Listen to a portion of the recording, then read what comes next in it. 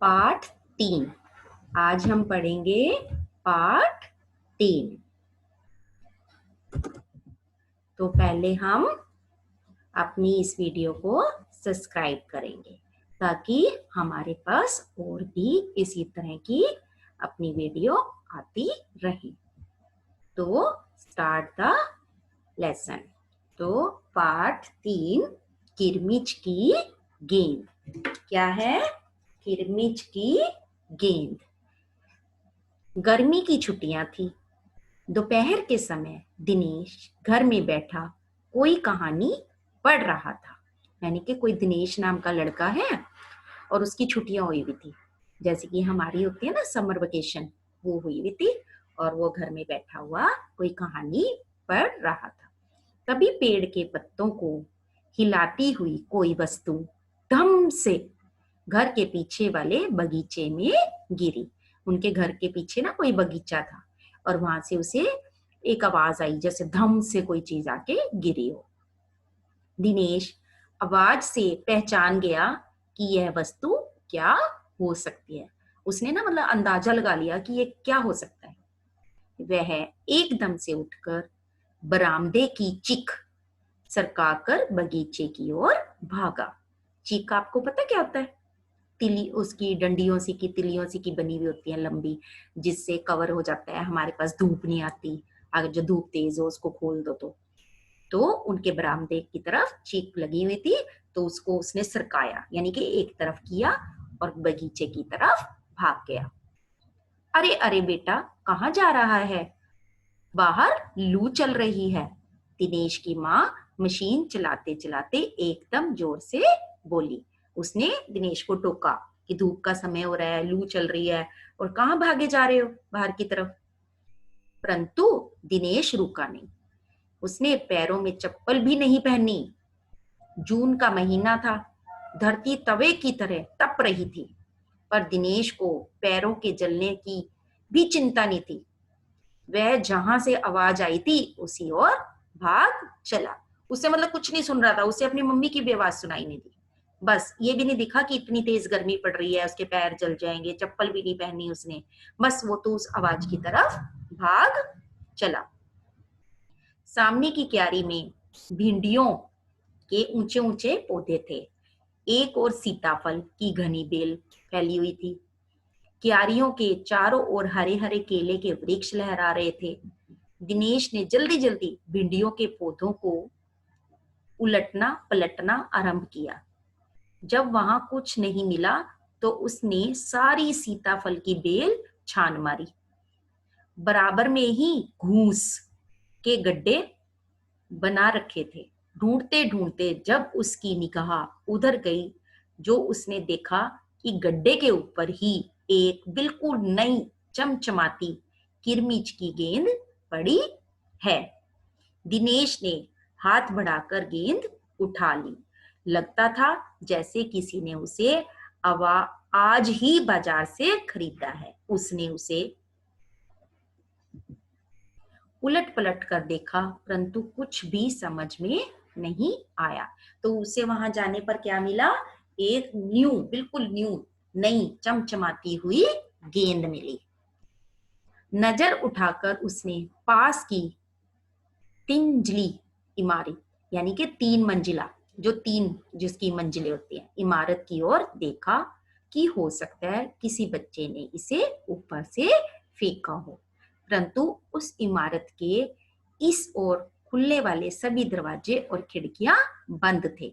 यानी कि जिस साइड वो देख रहा था, जिस साइड से बॉल आई थी, गेंद आई थी, उस साइड से सारे दरवाजे बंद थे। छत की मुंडेर से लेकर नीचे तक तेज धूप चिलचिला रही थी। फिर कौन खरीद सकता है नई गेंद? दिनेश ने सुधीर, अनिल, अरविंद, आनंद, दीपक सभी के नाम मन में दोहराए। वो मन में सोच रहा था कि इन नामों में से तो नहीं किसी की हो सकती। यदि गेंद खरीदी भी है तो इस दोपहरी में इसे नीचे कौन फेंकेगा? अब वो ये भी सोच रहा है कि इतनी धूप हो रही है, इतनी दोपहर हो रही है कि कौन ही इसको फेंकेगा। हो ना हो यह गेंद बाहर से ही आई है। उसने सड़क पर बने गोल चक्कर के बगीचे की ओर देखा, परंतु वहां पर केवल 2-4 गायें ही दिखाई पड़ी, जो पेड़ों के नीचे सुस्ता रही थी।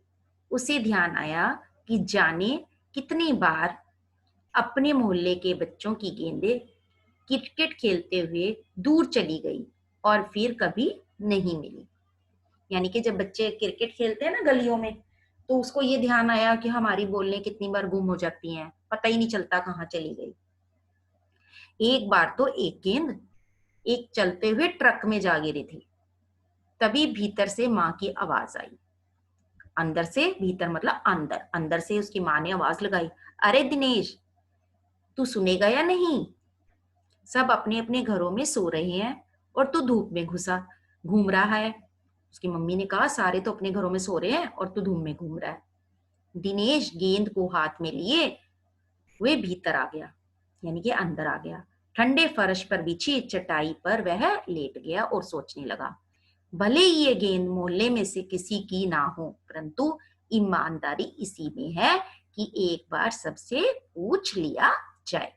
उसने सोचा चाहे ये मोहल्ले में से किसी की ना हो, लेकिन उसका फर्ज क्या बनता है कि उसे सबसे पूछना चाहिए। गर्मी की छुट्टियां थी। बच्चों ने खेलने की सुविधा को ध्यान में रखते हुए एक क्लब बनाया हुआ था। उस क्लब में सभी बच्चों के लिए बल्ले थे और गेंद खरीदने के लिए वे आपस में क्लब का चंदा देकर पैसे इकट्ठा कर लेते थे। यानी कि आपस में अपने थोड़े थोड़े पैसे मिलाकर, यदि उन्हें लगता था ना कि हमें कोई चीज खरीदनी है, तो वो सभी मिलकर ले लेते थे। उन्होंने इस टाइप से एक क्लब यानी कि ग्रुप बनाया हुआ था। शाम को सारे बच्चे इकट्ठे हुए। दिनेश ने सभी से पूछा, मुझे एक गेंद मिली है, अगर तुम में से किसी की गेंद खो गई हो तो वह गेंद की पहचान बताकर गेंद मुझसे ले सकता है। तभी अनिल बोला, गेंद तो मेरी खो गई है। कब खोई थी तेरी गेंद? अब दिनेश पूछ रहा है। कोई 4 महीने पहले। तो वह गेंद तेरी नहीं है, दिनेश ने कहा। फिर वह मेरी होगी, सुधीर ने तुरंत उस पर अपना अधिकार जताते हुए कहा। पहले तो अनिल ने कहा था, तो उसने कह दिया कि नहीं तेरी नहीं हो सकती, दिनेश ने। अब सुधीर ने कह दिया कि मेरी होगी। वह कैसे? दिनेश ने अब उससे भी पूछा। तू मुझे गेंद दिखा दे, मैं अपनी निशानी बता दूंगा। तो वाह, यह कैसे हो सकता है? अब दिनेश ने कहा, ऐसे थोड़ा ना होता है। दिनेश बोला, गेंद देखकर निशानी बताना कौन सा कठिन है, बिना देखे बताओ तब जानू। वो कहने लगा, दिखाऊंगा नहीं मैं, पहले निशानी बता, तभी तो पता चलेगा। तभी ऊपर से दीपक उतर आया। दीपक अपना मतलब सिद्ध करने तथा अवसर पड़ने पर सभी को मित्र बना लेने में चतुर था।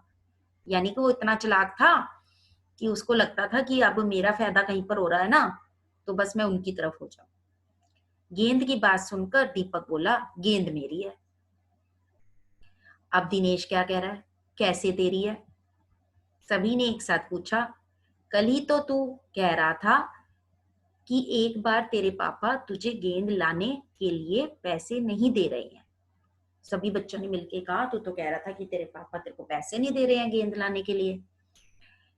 मेरी गेंद तो 5 महीने पहले खोई थी, उसने कहा दीपक से। दीपक ने कहा, जब बड़े भैया की शादी हुई थी ना, तभी सुनील ने मेरी गेंद छत पर से नीचे फेंक दी थी।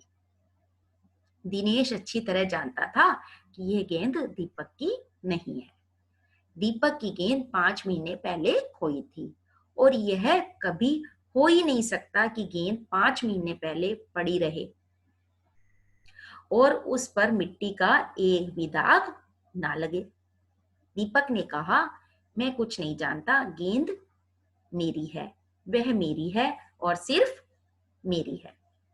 अब दीपक ने सोचा, दिनेश ने, कि दीपक झूठ बोल रहा है, क्योंकि वो गेंद उसकी हो ही नहीं सकती, क्योंकि वो तो इतनी गंदी हुई थी, गंदी भी नहीं थी, और जबकि उसकी तो 5 महीने पहले खोई थी। अगर जो उसकी होती तो वो गंदी तो होती, लेकिन जो उसे मिली थी वो बिल्कुल नहीं थी। अब आगे, अरे जा जा, बड़ा आया गेंद वाला, क्या सबूत है कि यही गेंद नीचे फेंकी थी? अनिल ने पूछा। दीपक ने कहा, हाँ सबूत है, मुझे गेंद दिखा दो, मैं फौरन बता दूंगा। दिनेश ने देखा कि झगड़ा बढ़ रहा है। गेंद हथियाने के लिए दीपक सुधीर और सुनील का सहारा ले रहा है। अब अनिल एक तरफ हो गया, सुधीर और सुनील दीपक के साथ हो गए। अब क्या करें? वह जानता था कि यदि गेंद दीपक के पास चली गई तो ये तीनों मिलकर खेलेंगे। अच्छा, मैं गेंद ला रहा हूं। अब उसने क्या कहा दिनेश ने कि मैं गेंद ला रहा हूं, परंतु जब तक पक्का सबूत नहीं मिलेगा मैं किसी को दूंगा नहीं, दिनेश ने कहा। गेंद आ गई। दीपक उसे देखते ही बोला, यह मेरी है, यही है मेरी गेंद। यह लाल रंग का निशान मेरी ही गेंद पर था। वाह, सभी गेंदों पर ऐसे ही निशान होते हैं, अनिल ने दिनेश का साथ देते हुए कहा। अब दीपक ने फिर जोर लगाया, मैं अपने पापा से कहलवा सकता हूं कि गेंद मेरी है। अरे जा, ऐसे तो मैं अपने बड़े भाई से कहलवा सकता हूं कि गेंद दिनेश की है, अनिल ने कहा। यानी कि वो एक दूसरे पर कुछ ना कुछ इल्जाम लगाने लगे। कुछ भी हो, गेंद मेरी है, दीपक कहने लगा। दीपक ने उसे धरती पर मारते हुए कहा। धरती पर टप्पा पड़ते हुए मेरी गेंद में से ऐसी ही आवाज आती थी। मेरे साथ बाजार चल, दुकानों पर जितनी गेंदें हैं सभी के टप्पे की आवाज ऐसी ही होगी। अनिल ने फिर उसकी बात काट दी। अच्छी बात है, तो मैं इसे सड़क पर फेंक दूंगा, देखूं कैसे कोई खेलेगा। दीपक ने जैसे ही गेंद को सड़क पर फेंकने के लिए हाथ उठाया कि अनिल और दिनेश ने उसे पकड़ लिया। अब दीपक ने रुआंसे होते हुए अपना अंतिम हथियार आजमाया। बोला, या तो गेंद मुझे दे दो, नहीं तो मैं इसके पैसे सुनील से लूंगा। अब तो सुनील, दीपक और सुधीर का गुट मजबूत होने लगा। तीनों का ही कहना था कि गेंद दीपक की है और उसे ही मिलनी चाहिए। दिनेश तब तक चुप था। वास्तव में दिनेश का मन उस समय सबके साथ मिलकर उस गेंद से खेलने को कर रहा था। वो बोला, अब चुप भी हो रहो, झगड़ा बाद में कर लेंगे, अपने अपने बल्ले ले आओ, पहले खेल लें। उसने सोचा झगड़ा खत्म करो, अब खेलते हैं पहले। 5 मिनट के भीतर ही खेल आरंभ हो गया। दिनेश बल्लेबाजी कर रहा था। अभी 2-4 बार ही खेला था कि वह चमकदार नई गेंद एकदम जोर से उछली और दरवाजा पार कर सड़क पर जाते हुए एक स्कूटर में बनी सामान रखने की जालीदार टोकरी में जा गिरी। अब क्या हुआ, जैसे ही उन्होंने खेलना स्टार्ट किया, अभी खेलना स्टार्ट ही किया था थोड़ा सा, कि वो सड़क पे चली गई गेंद और एक व्यक्ति वहां से कोई जा रहा था और उसके स्कूटर की टोकरी में जाके गिर गई। अब स्कूटर वाले को शायद पता ही नहीं चला, तेजी से चलते हुए स्कूटर के साथ गेंद भी चली गई। बच्चे पहले तो चिल्लाते हुए स्कूटर के पीछे भागे, परंतु जल्दी ही सब रुक गए। वे समझ गए थे कि स्कूटर के पीछे भागना बेकार है। एक पल के लिए सभी ने एक दूसरे की ओर देखा और फिर सभी ठहाका मारकर हंस पड़े। अब सबको लगा कि ठहाका मार के किस लिए हंसे, कि चीज हमारी थी ही नहीं। उनका मतलब यही होएगा, जब थी ही नहीं तो वो चली, जैसे आई थी वैसे चली भी गई। तो आपने क्या सीखा इसमें, कि यदि हम किसी की चीज ऐसे ले लेते हैं, मान लो चलो हमें मिल भी गई, हम सब मिलके खेल रहे हैं, जब उसको कोई कह ही नहीं रहा हमारी अपनी है, कोई बात नहीं, लेकिन अगर जो कोई चालाकी से उसको हथियाना चाह रहा है तो ऐसा समझ लो कि वो चीज ना तो उसको मिली ना किसी और को मिली, वो कहीं और ही चली गई। ठीक है, धन्यवाद।